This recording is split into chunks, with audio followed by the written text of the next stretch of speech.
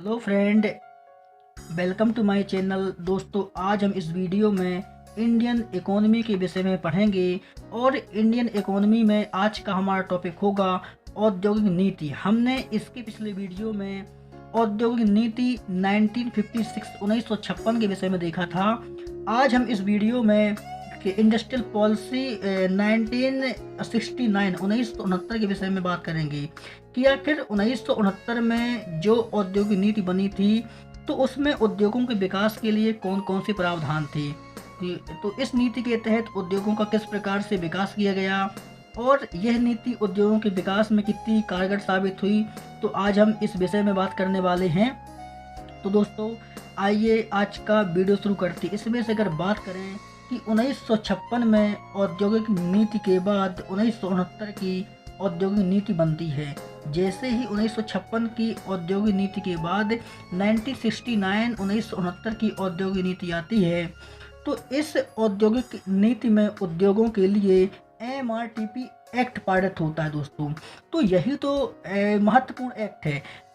मतलब कि 1969 की औद्योगिक नीति जो थी वो MRTP एक्ट के लिए ही जानी जाती है। तो इस औद्योगिक नीति में एक काम हुआ था, इसी औद्योगिक नीति के तहत MRTP एक्ट आता है। अब ये MRTP एक्ट क्या होता है, इसके विषय में समझते हैं। तो इसी औद्योगिक नीति के तहत जो है MRTP एक्ट आता है। तो MRTP एक्ट का जो फुल फॉर्म होता है वो होता है दोस्तों monopolies and restrictive trade practice act. ये होता है MRTP एक्ट। इसको बोलते हिंदी में एकाधिकार और व्यापार प्रतिबंधित पद्धतियाँ या एकाधिकार और व्यापार प्रतिबंधित पद्धतियाँ। तो ये होता है MRTP एक्ट। इसकी बात करें कि MRTP एक्ट पारित कब होता है। ये MRTP एक्ट जो है ये संसद में कब पारित होता है, तो ये 18 दिसंबर 1969 को संसद में पारित होता है और 1 जून 1970 से लागू होता है। अब हम बात करते हैं कि ये MRTP एक्ट का उद्देश्य क्या था। आखिर उद्योगों के लिए ये MRTP एक्ट क्यों लाया गया था और उद्योगों के लिए इसका क्या उद्देश्य था। तो कंपनियों की व्यापारिक तथा वाणिज्यिक प्रक्रियाओं और केंद्रीकरण को रोकना था।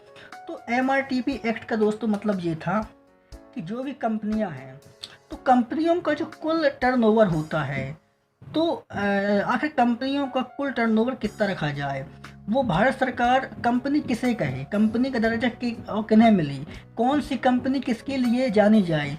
तो ये पूरा सिस्टम था MRTP एक्ट में। इसमें कंपनियों की व्यापारिक और वाणिज्यिक प्रक्रियाओं और केंद्रीकरण को रोकना था।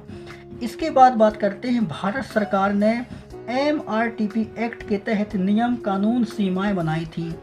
जब ये MRTP एक्ट आता है तब भारत सरकार ने इसी MRTP एक्ट के तहत नियम कानून और सीमाएं बनाई गई थी।